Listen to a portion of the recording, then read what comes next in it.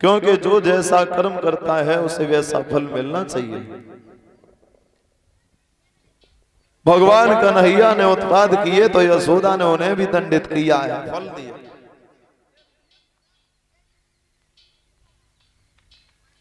और वैसे भी दादा, अगर घर में बच्चा है तो बच्चों को बचपन से ही अच्छे संस्कार और अच्छी शिक्षा दो।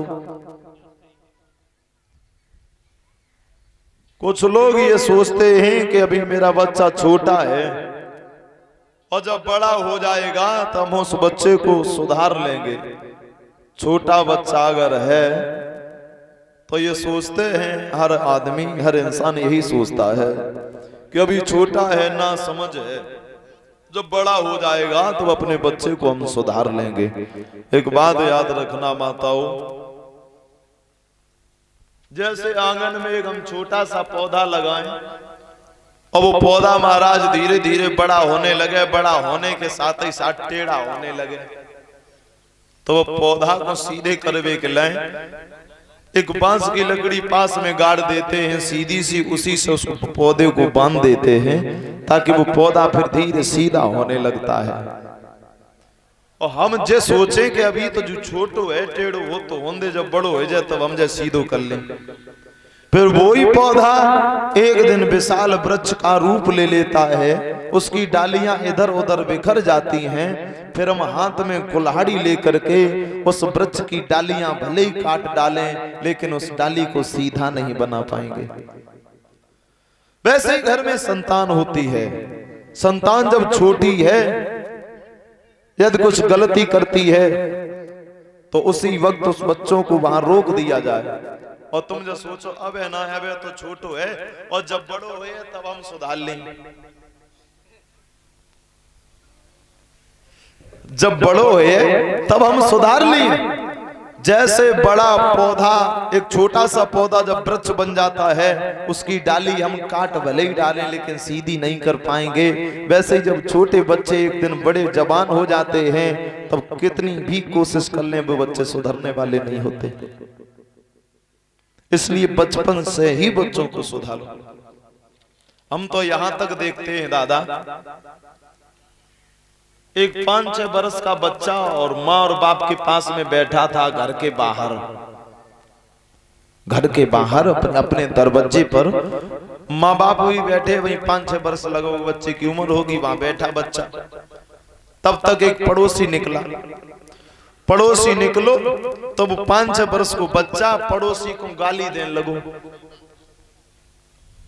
पड़ोसी वहीं खड़ो है गो और जवाब दो बच्चा के माँ बाप से, देखो भैया देखो भाभी तुम बैठे दोनों लोग, तुम लला हमें गाली दे रहे हो।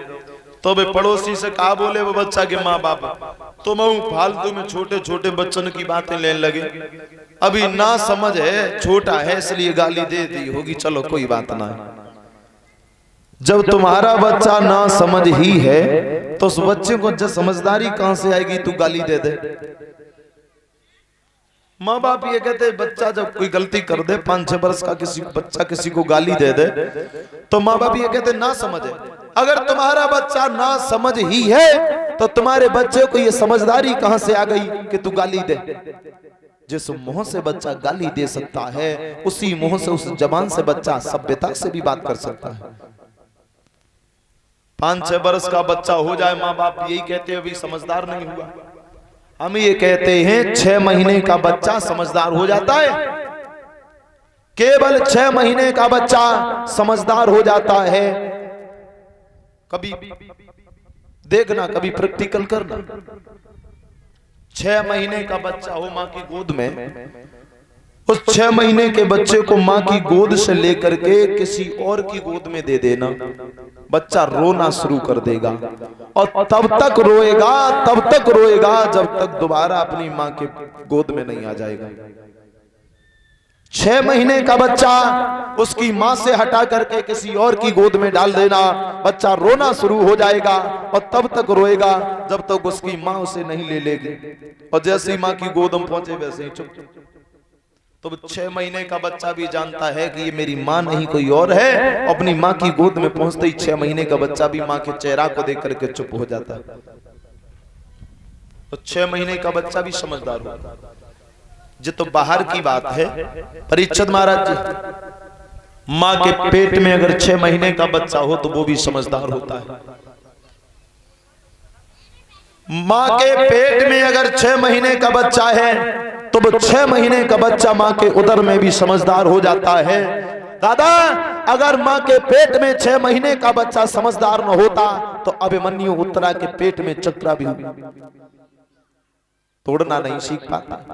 अभिमन्यु अपनी मां के पेट में, सुभद्रा के पेट में चक्रव्यूह तोड़ना नहीं सीख पाते। अगर 6 महीने का बच्चा समझदार न होता तो अष्टावक्र अपनी मां की पेट में पूरा ज्ञान प्राप्त कर लेते।